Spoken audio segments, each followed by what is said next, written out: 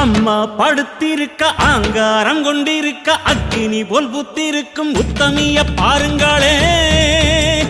நீட்டி படுத்திருக்க நீதி சொல்ல காத்திருக்க ஈசான பொட்டலிலே மாசாணி பாருங்களே.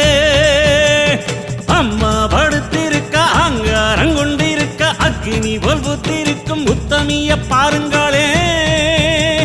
நீட்டி படுத்திருக்க நீதி சொல்ல காத்திருக்க ஈசான பொட்டலிலே மாசாணி பாருங்களே. வம்பு வழக்கெல்லாம் துன்பம் கொடுக்கையில் மிளகா சாந்தரச்சி கேட்டாளே. நாம கலங்காம மாசாணி காத்தாளே.